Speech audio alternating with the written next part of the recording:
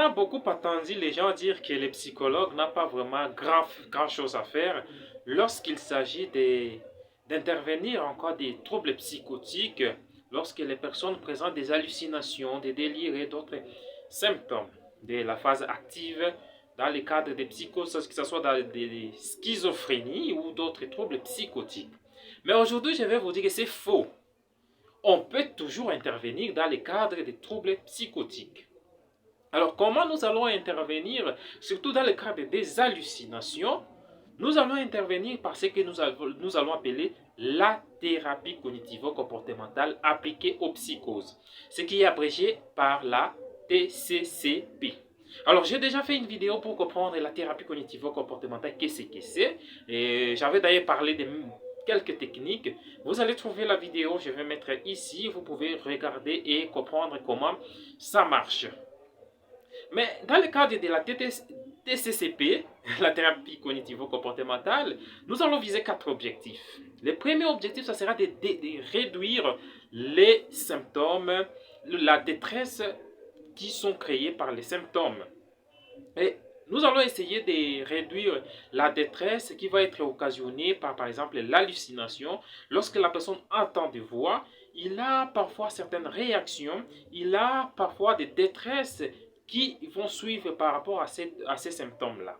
Et donc, l'objectif de la TCCP sera de réduire ces détresses-là. À part ça, la TCCP va chercher à réduire maintenant les réactions affectives. Les réactions affectives peuvent être par exemple le fait de ne pas avoir confiance aux gens, de croire qu'on veut lui faire du mal. Et la TCCP va intervenir dans le cadre de ces troubles-là, de ces réactions-là. On va essayer de réduire les réactions affectives dans le cadre des délires par exemple. À part ça, le troisième objectif de la TCCP sera par exemple de promouvoir la participation de la personne. Nous allons essayer de promouvoir la participation de la personne pour l'aider à surmonter les problèmes, les troubles en question. Et à part ça, le dernier objectif, ça sera en fait d'aider la personne dans ses objectifs de vie. L'aider à bien faire, à bien atteindre ses objectifs de vie. Ça sera ça les objectifs en fait de la TCCP. Mais comment nous allons intervenir maintenant dans le cadre des hallucinations par exemple? Et dans le cadre des hallucinations, je vais vous présenter quelques 5 techniques que l'on va utiliser dans le cadre des TCCP et dans le cadre des hallucinations.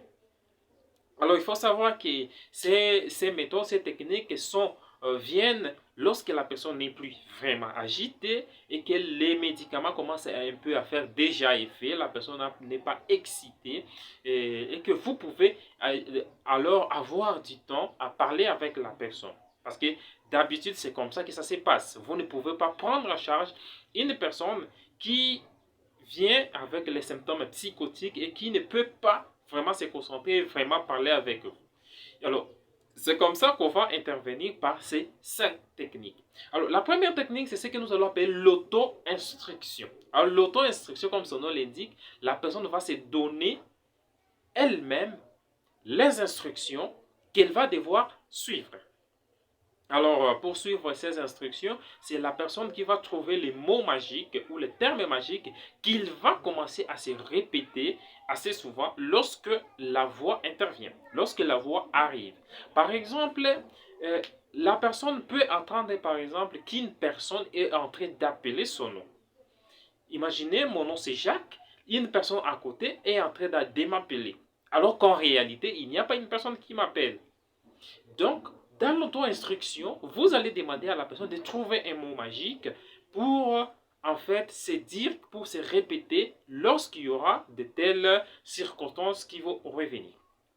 Et par exemple, les termes que la personne peut utiliser, ça peut être par exemple de se répéter dans la tête qu'il n'y a pas de personne, qu'il n'y a pas de gens qui parlent, par exemple.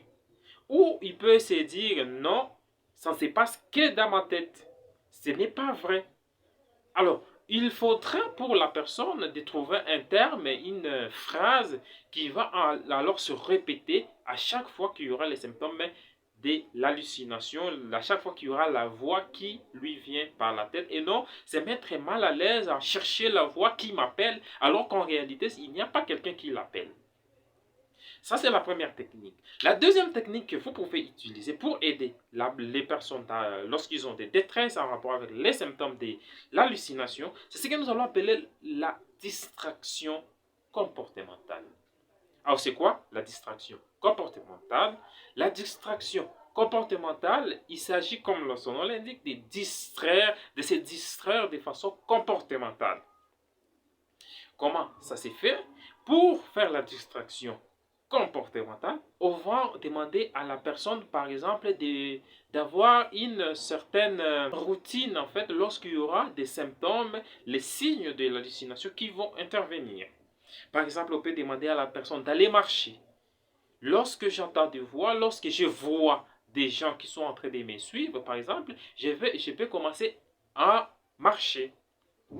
Il s'agit là de la distraction comportementale. On peut demander à la personne de se retirer dans une chambre. Lorsque je suis avec les gens, je suis en train de voir des visages et en train de me parler, des gens en train de me parler, je suis en train d'écouter des voix, je peux me retirer dans une pièce ou dans une chambre à côté où je peux me mettre à l'aise. Ou soit je peux marcher. Il s'agit de la distraction comportementale. Une façon de se distraire pour que les symptômes ne s'intensifient pas. Après la distraction comportementale, vous allez utiliser comme troisième technique la distraction cognitive. Alors, la distraction cognitive, quant à elle, va intervenir surtout pour ce qui concerne la pensée.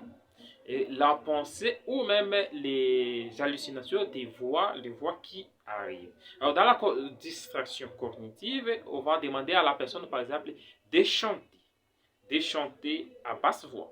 Généralement, moi, quand je l'ai fait souvent avec les patients qui ont des troubles psychotiques, je veux leur demander dans une séance, est-ce que tu connais chanter? Oui, d'habitude, les gens répondent par oui, je connais chanter. Même si je n'ai pas une voix extraordinaire, mais je sais quand même chanter. Et alors, je vais demander à la personne d'essayer de chanter un chant qu'il connaît dans la séance. La personne va essayer de chanter, et moi, je suis calme en train de l'entendre. Et alors, après ça, je vais lui demander, lorsque tu entendras des voix qui arrivent, lorsque vous allez entendre des hallucinations, surtout auditives, les gens qui vous parlent, alors commencez à chanter, même les chants que vous avez chantés lors de la séance. Et d'habitude, on va demander à la personne de chanter à basse voix. Et pour ne pas vraiment susciter la curiosité des gens, ou que les gens vous voient très mal, et ou ils interprètent trop mal ce qui vous arrive. Surtout, il faut chanter, mais à basse voix. Généralement, ça c'est la distraction cognitive. À part ça, vous pouvez demander à la personne d'écouter la musique. Si la personne ne peut pas chanter, elle peut quand même écouter la musique. Et vous pouvez demander à la personne de mettre de l'écouteur dans les oreilles et il peut commencer vraiment à écouter un chant lorsqu'il y a des voix qui viennent l'embêter. Et parfois, ça fait disparaître la voix, parfois ça ne fait pas disparaître la voix, mais ça diminue vraiment l'intensité de la voix ou des gens qui parlent à côté de cette personne. Ça, c'est ce qu'on appelle la distraction cognitive. Alors, il y a plusieurs stratégies que vous pouvez faire, mais on ne va pas présenter toutes ces stratégies dans la distraction cognitive que vous pouvez faire. Alors, à part la distraction cognitive, je vais vous présenter le quatrième qui est la socialisation. Alors, la socialisation, quant à elle, c'est simple. Vous allez demander à la personne de se socialiser avec les gens, de ne pas se retirer. Et généralement, on demande à la personne de choisir une personne de confiance. Deux personnes de confiance à qui on va exprimer, on va parler de cette voix. Une personne qui sera généralement bienveillante. Et tenter d'expliquer ce qui vous arrive. Expliquer par exemple que j'entends parfois des voix qui me dérangent et ainsi de suite. Voilà, je réagis comme ça parfois parce qu'il y a des voix, des gens qui me parlent, des choses pareilles. Et donc là, il s'agit de socialiser et on peut demander à la personne ou au patient de choisir une personne de confiance à qui il peut parler à chaque fois qu'il y a la voix, à chaque fois qu'il a des difficultés, des symptômes de l'hallucination qui intervient dans le cadre de sa maladie. Voilà, là, il s'agit des techniques que vous pouvez utiliser dans le cadre des troubles psychotiques et surtout dans le cadre des hallucinations. Mais je ne vais pas donner tout ici. On peut approfondir comment intervenir dans le cadre des troubles psychotiques, du début jusqu'à la fin, les symptômes qu'il faut toucher. Mais on ne va pas on va pas parler de ça dans cette vidéo. Mais je vous parle d'une formation que nous sommes en train d'organiser. Je vous l'avais dit tantôt. Nous allons organiser une formation en rapport avec les traitements psychologique et les traitements par la thérapie cognitivo-comportementale des certains troubles. C'est dans le cadre de notre ONG, de notre organisation que nous allons appeler la dynamique des psychologues cliniciens. Et la formation se passe en République démocratique du Congo, mais si vous êtes uniquement dans la ville de Bunia, et là vous pouvez suivre cette formation qui va intervenir au mois de novembre. Je vais vous présenter surtout dans le cadre des troubles de l'alcoolisme, comment on peut intervenir.